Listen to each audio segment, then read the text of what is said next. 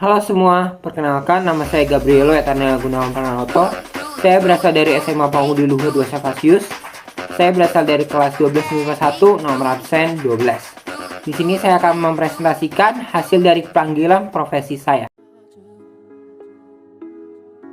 Untuk sejarahnya saya memilih untuk berkuliah di Universitas Indonesia dengan memiliki jurusan aktuaria. Kenapa sih pilih aktuaria?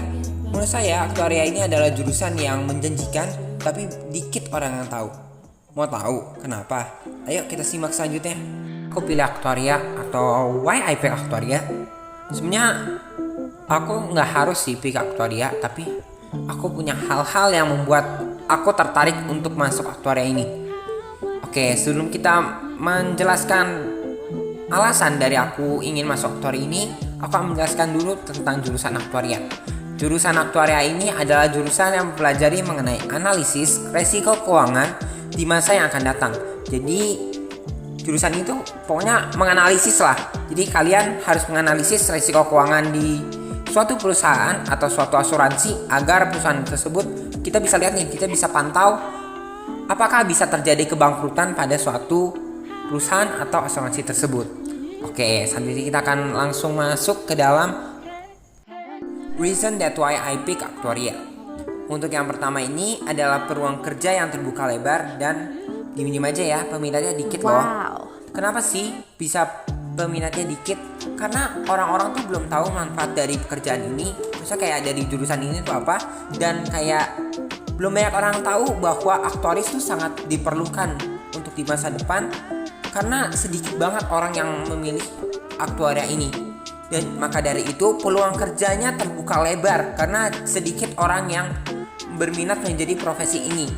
Untuk yang kedua, yaitu gajinya yang menurut saya cukup tinggi untuk di Indonesia ya. Karena rata-rata itu sekitaran 4-7 juta untuk orang yang fresh graduate from di kuliah ini.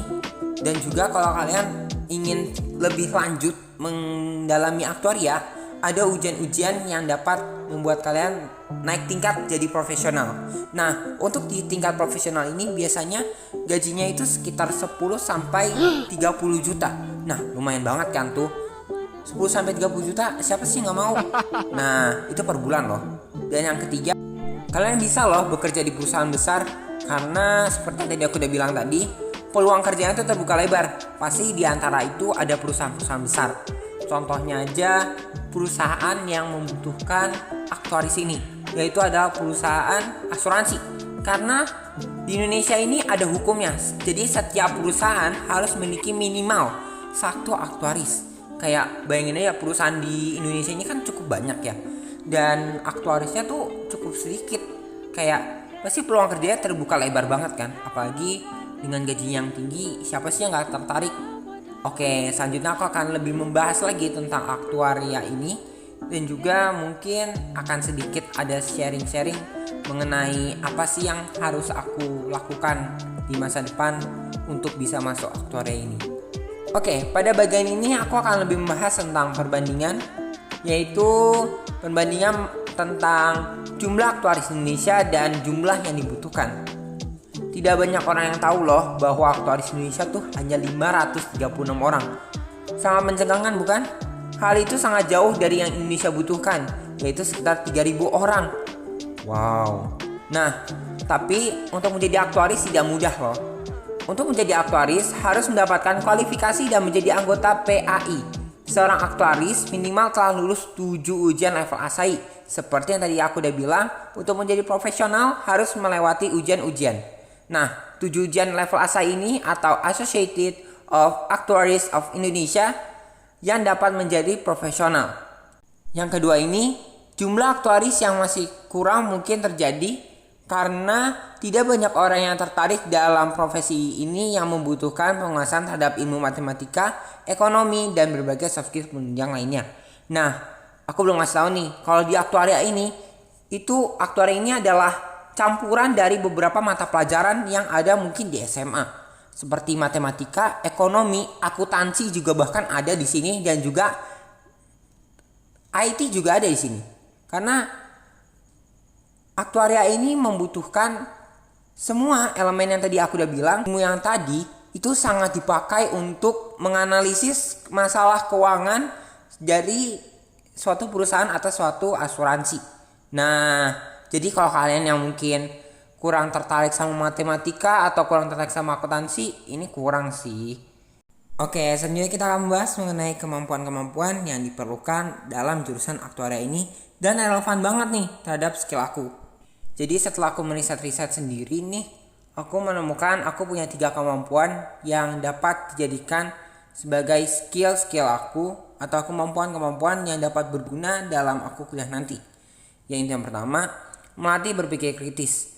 Jadi di aktuaria ini kita akan belajar untuk berpikir kritis melalui berbagai materi yang membutuhkan pemecahan masalah dan pemikiran yang cukup kritis.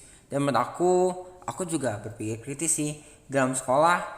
Mungkin ketika saya berpendapat, aku akan lebih berpikir kritis terhadap beberapa pendapat dan mencoba untuk mencari permasalahannya. Yang kedua, pintar berhitung. Aku sih kalau di sekolah mungkin bisa dibilang cukup pintar dalam hal ini, karena aku juga menekuni matematika dan aku juga suka terhadap pelajaran matematika. Jadi yang dapat kita kaitkan terhadap aktuari ini, karena tadi aku udah bilang jurusan ini berhubungan dengan ilmu matematika, statistika, ekonomi yang membutuhkan matematika dan juga akuntansi. Yang ketiga nih, ini penting banget dalam jurusan aktuari ini, yaitu teliti. Kalau kita nggak teliti, apa sih yang terjadi? Nah, kalau kita tidak teliti berarti mungkin perhitungan kita bisa salah dan kita bisa memberikan informasi yang salah kepada perusahaan-perusahaan jika kita sudah bekerja nantinya. Nah, makanya di sini kita diajarkan untuk teliti, karena jika kita tidak teliti sangat memungkinkan kita akan melakukan hal yang sangat fatal dalam perhitungan. Untuk selanjutnya kita akan masuk ke tantangan ya. BTW aku punya quotes nih sebelum kita memulai bagian tantangan ini. Tidak ada yang indah tanpa perjuangan. Melewati tantangan itu sudah hal yang pasti dan itu butuh perjuangan. Nah, tantangan itu pasti butuh perjuangan, seperti 4 tantangan yang akan aku bahas hari ini. Yang pertama adalah rasa malas. Rasa malas itu dibutuhkan perjuangan ya.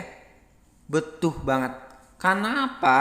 Karena perjuangan untuk mengatasi rasa malas itu diperlukan ketika kita sedang belajar, mengambis, atau ketika kita sedang berolahraga atau melakukan suatu kegiatan.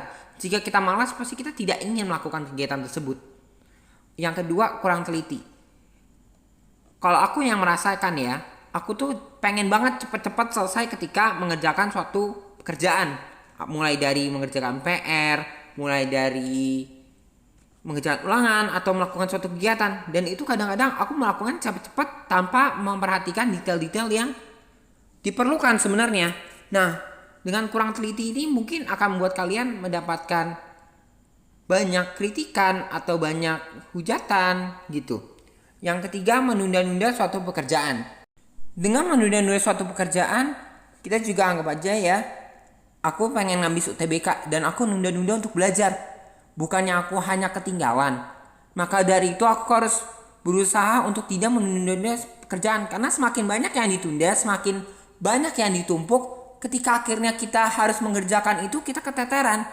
Dan hal tersebut dapat menimbulkan 2 tantangan di atas, yaitu rasa malas dan kurang teliti. Pada akhirnya kita bisa tidak melakukan kegiatan tersebut. Dan jika kita melakukan kegiatan tersebut, mungkin kita akan kurang teliti. Oke, yang terakhir ini sangat relate dengan UTBK ya. Karena kita punya banyak saingan, 3 tantangan yang tadi juga tidak boleh dilewatkan. Karena 3 tantangan itu ya adalah tantangan yang paling sering aku temuin bahkan di teman-teman aku juga. Kenapa? Karena mereka semua tuh kayak merasa saingannya sedikit dan kayak alah gampang. Nah, itu yang harus kalian kurangin. Oke, di sini aku mau nyimpulin 3 hal, yaitu tentang aktuaria, kemampuan yang aku sendiri miliki dan harus ditingkatkan dan juga relevan dengan aktuaria, jurusan aktuaria. Yang terakhir adalah tantangan-tantangan yang harus aku hadapi dan harus aku hindari agar aku bisa lolos UTBK Universitas Indonesia dengan jurusan aktuaria. Jadi untuk yang pertama, aktuaria ini merupakan jurusan yang cukup kurang diminati dan cukup menguntungkan sebenarnya kalau kalian suka matematika. Yang kedua,